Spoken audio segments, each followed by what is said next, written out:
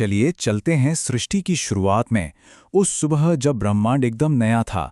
ये कहानी है एक प्राचीन दिव्य विवाद की और एक ऐसे रहस्य की जो खुद वास्तविकता की नींव से जुड़ा है। आइए इस लौकिक कथा की गहराइयों में उतरते हैं। तो ये कहानी एक बहुत ही सीधे से सवाल से शुरू होती है, कौन ज्यादा महान है। ये सवाल दो शक्तिशाली देवताओं के बीच एक टकराव को जन्म देता है।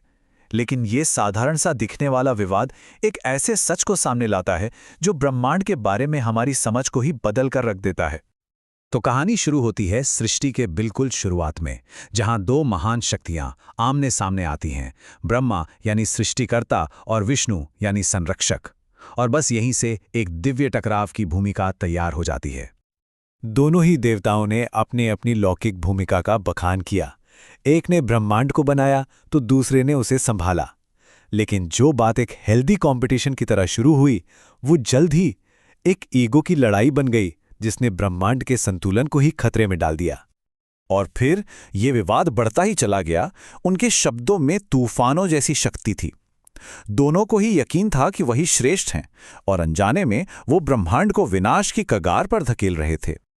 लेकिन ठीक उसी वक्त जब ये बहस अपने चरम पर थी, कुछ ऐसा हुआ जिसकी किसी ने कल्पना भी नहीं की थी। कुछ ऐसा जो उन दोनों की मिलीजुली शक्ति से भी कहीं ज्यादा बड़ा था, और वो सीधे वास्तविकता के पर्दे को चीर कर सामने आया।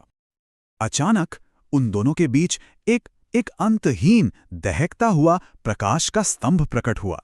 वो सितारों से भी ऊंचा था और उसकी नींव ब्रह्मांड की गहराइयों में कहीं छिपी हुई थी। उसकी विशालता देखकर दोनों चुप हो गए। उनका झगड़ा अचानक बहुत छोटा लगने लगा। और फिर उसी स्तंभ से एक आवाज गूंजती है जो शायद समय से भी पुरानी थी। इस आवाज ने उनकी छोटी सी लड़ाई को एक अल्टीमेट टेस्ट में बदल दिया, एक ऐसी चुनौती जो उनकी शक्ति की हर सीमा को परखने वाली थी। तो चैलेंज तो एक्सेप्ट कर लिया गया और दोनों एक नामुमकिन खोज पर निकल पड़े। हर एक ने वो रास्ता चुना जो उनके स्वभाव को दिखाता था। एक ऊपर की ओर गया और दूसरा नीचे की ओर, अनंत की तलाश में। तो ब्रह्मा ने रूप लिया एक हंस का और उड़ चले ऊपर की ओर, उस स्तंभ के शिखर को खोजने। वही विष्णु ने एक शक्तिशाली वराह का रूप धारण किया और नीचे की ओर खुदाई करने लगे, उसकी नींव ढूंढने के लिए। उनके तरीके एकदम अलग थे, जो अनंत को समझने के दो अलग अलग नजरियों को भी दिखाते हैं।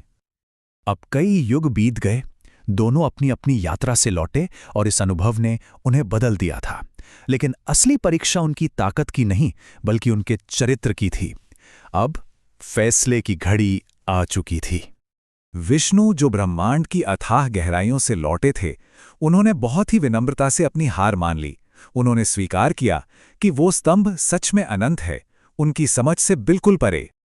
लेकिन ब्रह्मा, वो भी नाकामयाब रहे, पर उनके अहंकार ने उनसे झूठ बुलवा दिया।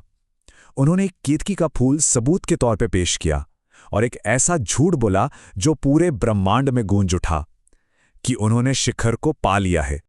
ब्रह्मा के इस धोखे ने जैसे पूरे ब्रह्मांड को हिलाकर रख दिया, और उसी पल वो अनंत स्तंभ बीच से फट गया और उसके धधकते हुए दिल से परम सत्य प्रकट हुआ। इसी घटना को लिंगोद्भव कहा जाता है, जो इस कहानी का केंद्र है। असल में वो स्तंभ कोई मामूली स्तंभ नहीं था, वो खुद भगवान शिव का निराकार रूप था। वही परम असीम शक्ति जो सारी सृष्टि के पीछे है। इसके बाद शिव ने अपना फैसला सुनाया। विष्णु को उनकी सच्चाई और विनम्रता के लिए सम्मान मिला, लेकिन ब्रह्मा को उनके झूठ और अहंकार की सजा मिली, एक ऐसा श्राप जो उनके घमंड के लौकिक परिणाम को दिखाता है।